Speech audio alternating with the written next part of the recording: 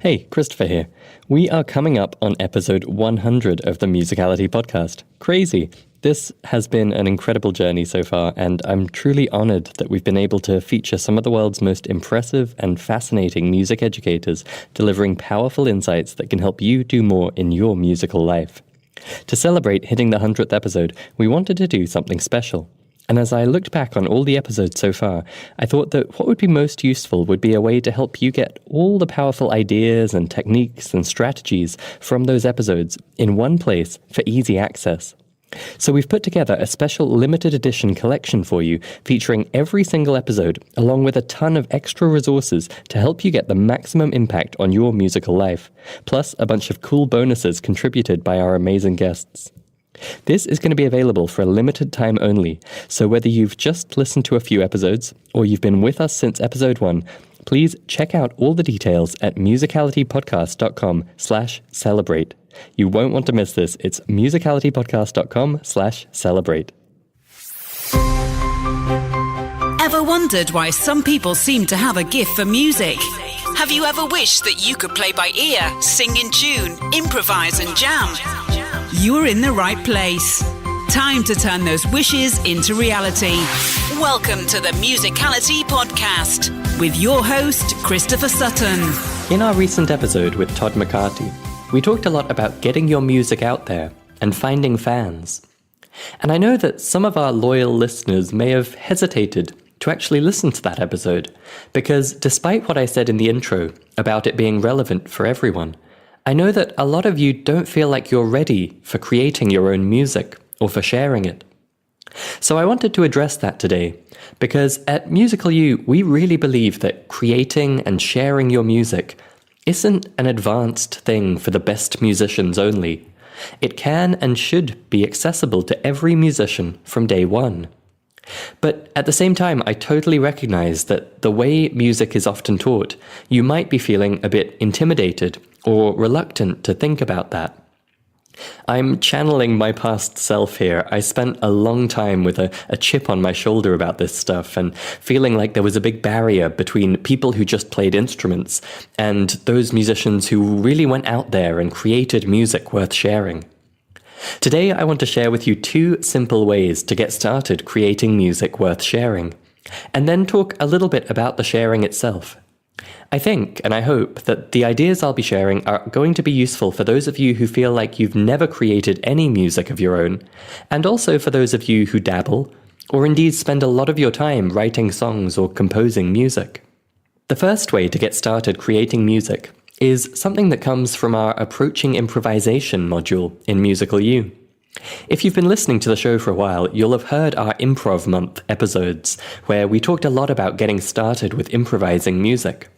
And at the time, we were releasing our full improvising roadmap inside Musical U. One of the modules we released then has gone on to be one of our most popular across the whole site, and that's Approaching Improvisation. It's designed for people who've either never improvised before or have tried one of the paint-by-numbers, rule-based systems for improvising. And it gives you a totally fresh way to look at the beautiful simplicity that improvisation can be all about. What I wanted to share today from that module is something that Andrew from our team calls the listen, play, play, listen approach.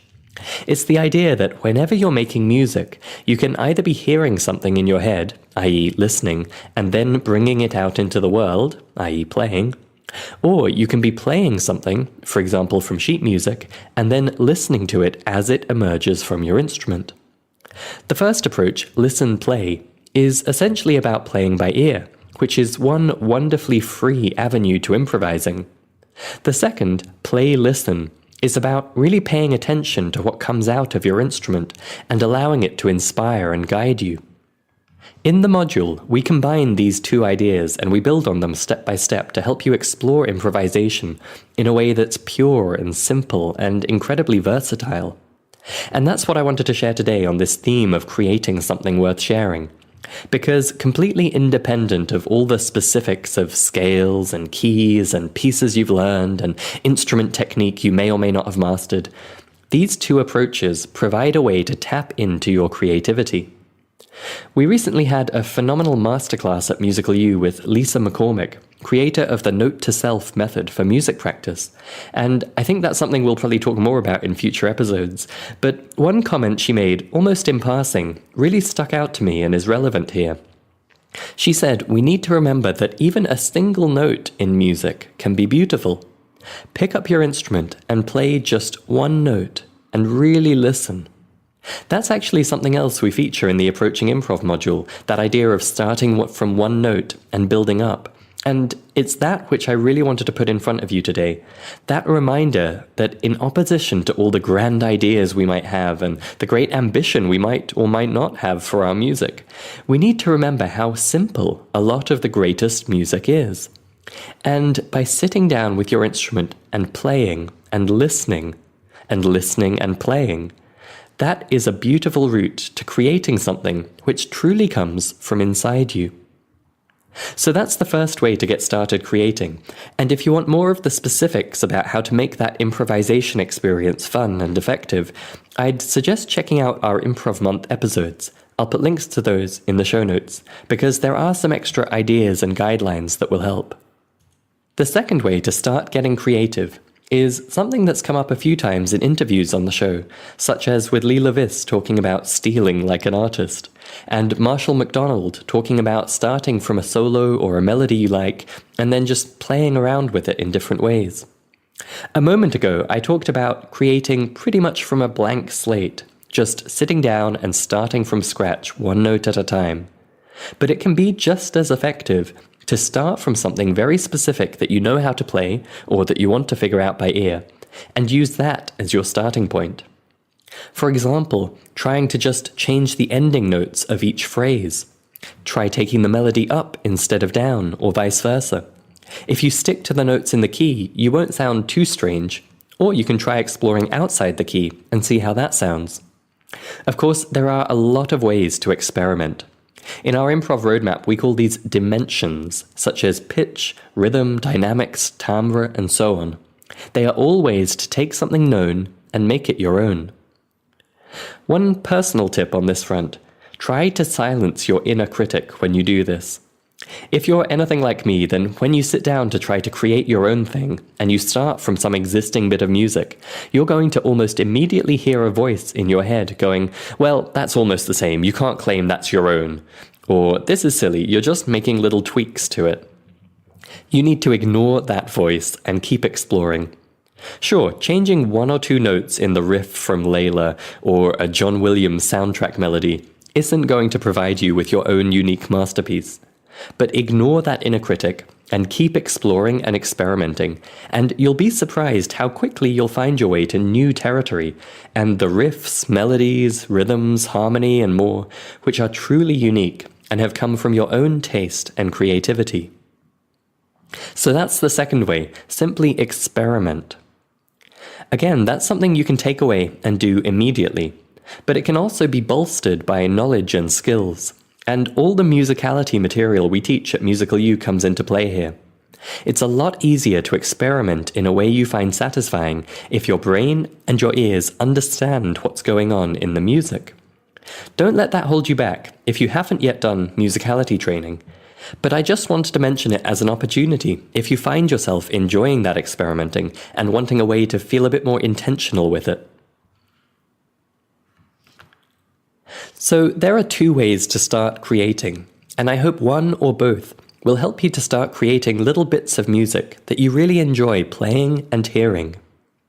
Remember to record yourself whenever you're playing around like this.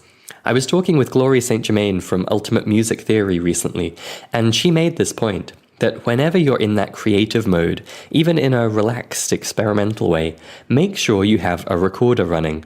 Because you never know when you'll play something and think, "Wow, that sounded great." And it'll be a lot easier to capture and return to and expand on if you can listen back rather than relying purely on your musical memory. So now that you're creating, what about the sharing side? Well, in the spirit of this show, I'm not going to plow into the nitty-gritty of online publishing and social sharing and establishing your online presence as an artist and all of that. If you are already a songwriter or composer, and you're at the stage of wanting all of those details, then I would suggest our recent interviews with Todd McCarty and with Bree Noble, and checking out their websites. I'll put links in the show notes. What I am going to talk about is that critical word in this episode's title. I said creating music worth sharing. We've covered the creating, and we're not going to talk about the sharing in great detail. But from what I know of our listeners here at the Musicality podcast, it's probably that word worth that's going to trip you up. So I'm going to be talking to myself as a teenager. This is after I'd learned the fundamental instrument technique on a few instruments, but before I had discovered ear training. For about 10 years, with the exception of a brief period where I did dabble a bit with songwriting, my mindset was definitely, I'm not really creative, I can't make my own music, I'll just play what's been written before. I've mentioned on the show before that I couldn't play by ear, and improvisation to me meant just noodling up and down a scale and hoping it would sound okay. I wrote a couple of strange songs and one very angry song about my girlfriend dumping me, and that was about the sum total of my creative output for that decade or so. And really, it all hinged on that question of worth. There's this great video of Ira Glass, host of This American Life, talking about the curse of having good taste. And to paraphrase, he explains that what makes us passionate and gets us into creating art is that we have good taste and we know what we love. But then the irony is that it takes a really long time for our own creative output to get good enough to live up to our own taste and expectations. So it can be a really painful and discouraging journey if you're not expecting that. I'll put a link to the video in the show notes. So this is the key to it, I think. To put it bluntly, we need to lower our standards. Now, that phrase normally has really negative connotations, like we're giving up, or we're copping out, or we're going to be producing really mediocre work. That's not what I'm talking about. I'm talking about readjusting our sense of what's worth creating. Remember that idea, how a single note can be a beautiful thing to hear. By playing just that one lovely note, you've made the world around you tangibly better than when there was just silence. If that's the case, then surely there is a whole spectrum of things worth creating between that single note and the musical masterpieces you might be hoping to one day create. So the first step is to accept that simple can be beautiful, short can be beautiful, different can be beautiful. And if you play something and you like the sound of it, then it was worth creating. The second step is to decide that if it was worth creating and it brought you joy to hear it, then maybe it could do the same for someone else, which means it's worth sharing. Again, sharing doesn't have to be this big intimidating thing. It doesn't need to mean publishing. It doesn't need to mean standing up live in front of a crowd. It doesn't need to mean making it available for anyone in the world to hear and critique.